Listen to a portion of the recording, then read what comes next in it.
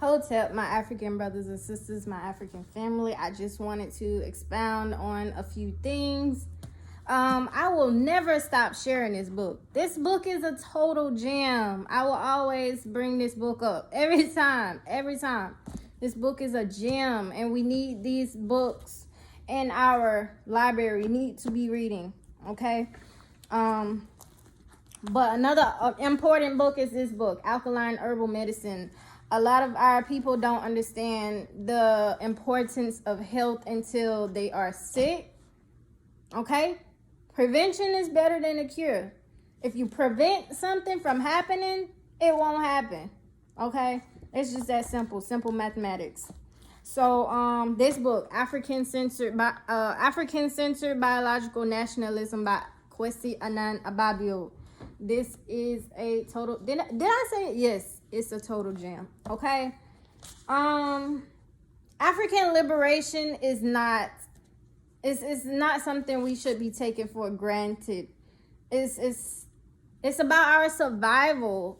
Okay, we have to survive. We have to be preserve ourselves. We self-preservation, very important. You want to know about self-preservation? You want to know who's an African, who's not? You want to know about multiracials, mestizos, mulattoes, mixed race people? You want to know who's an African, who's not? That's what I should have said first. Who's African and who's not? Just because everybody has melanin, just because everybody looks black or has certain African features, that does not mean that they're African. You have to be brown to black with African texture hair, Afro texture hair. If your hair limps, falls to the ground, and you are not brown to black, you are not African. And I'm not talking about congenital disorders and albinism. We are talking about the average African black person. Okay? Because a lot of Africans want to get off topic and divert, and not just Africans, mulattoes. A lot of people want to divert from who's African, the topic about who's African and who's not, because they want to, you know what? Let me read something. Who is an African?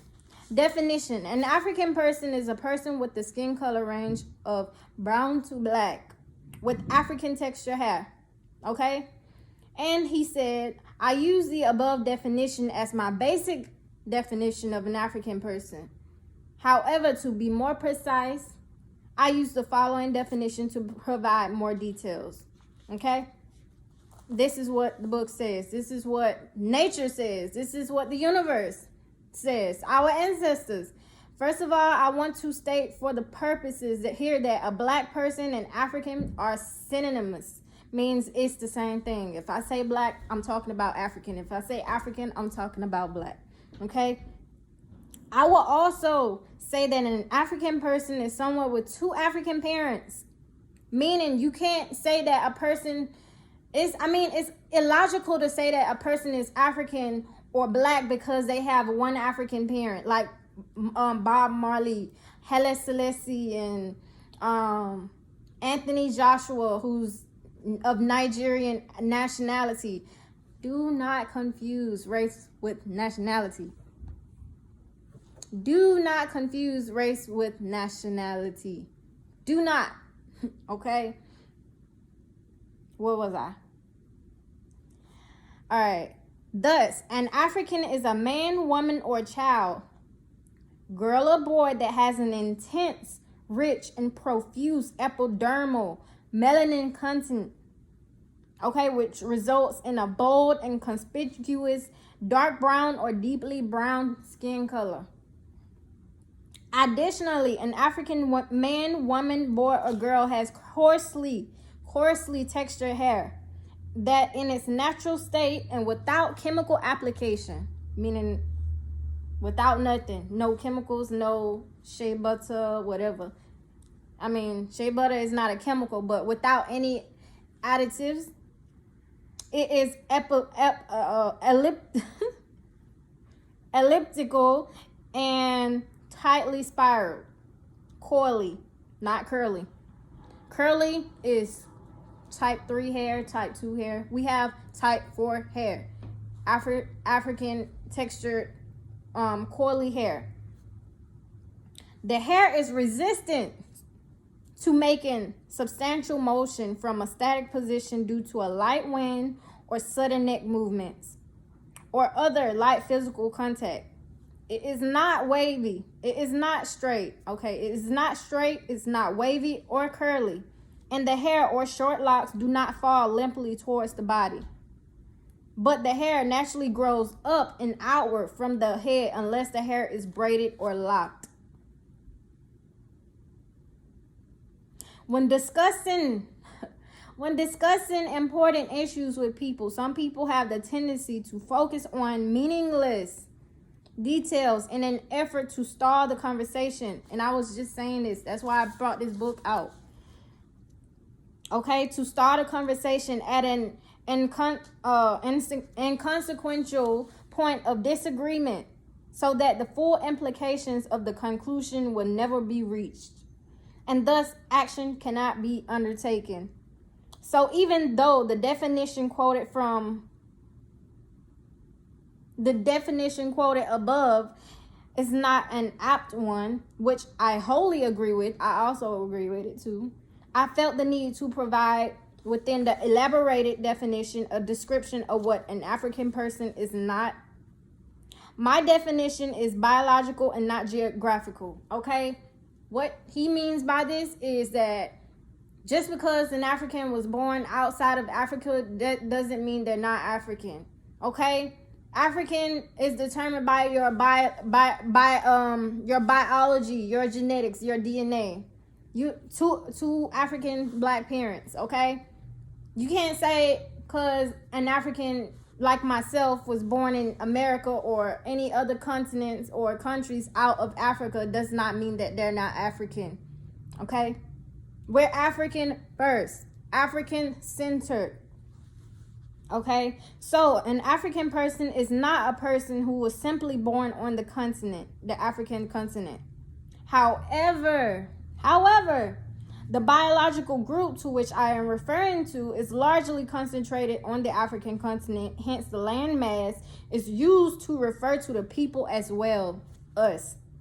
Not invaders, not settlers whose origin is elsewhere. Therefore, since a white person or Caucasian, European, Arab living in Korea would never be Korean, no matter how long he or she is there, and regardless of whether or not they have white children in that country, they are not Korean and never will be. Okay? If you take an Australian kangaroo, okay, kangaroos are indigenous and native to Australia, not Africa. Okay? So let me tell you, if I take a kangaroo from Australia, bring it to Africa, no matter how long that kangaroo is in Africa, it will not be an African kangaroo. I mean, it's an Australian kangaroo. No matter how long, no matter if it has children or kangaroo babies, even though the kangaroo babies has any African country's nationality, is not African, okay? Me, for example, I'm born in America. I'm not African American. I'm not Black American. I'm African in America. It's a difference between being African American. What am I saying? It's a difference between being African in America and a multiracial person or a mixed person in America. Okay, just like a European in America. All right. So, just because somebody has the features of what us Africans have, doesn't mean that they're African. The Habeshas, the Oromos, some, not all, but majority Ethiopians, Somalians, Eritreans, most of them, they are mixed, multiracial, because they have Arabic and West Eurasian ancestry, just like the Melanesians, the Mongoloids, the people that have naturally blonde hair. They are not African. Just like the Australians, they are not Africans. They are not black. Just like the Native American Indians, the Cherokee, they are not black, okay? They are not black. Just because they have melanin doesn't mean they're black. Look at the hair texture, okay? The hair texture gives it away. Okay. I think I said enough about that. If you don't understand it still, you can reread it until you rewatch this video, reread the book until you understand it. If you don't understand it, even after rereading it and processing, rewatching, I don't know what to tell you, because you can't debate facts. You cannot debate and argue facts and knowledge and nature. No matter how you feel, you have to leave emotions out of facts, out of the discussion about who's African and who's not. So, I said this to say, everything is not a joke. Everything is not funny. We have to be serious about African liberation. Okay? Very serious.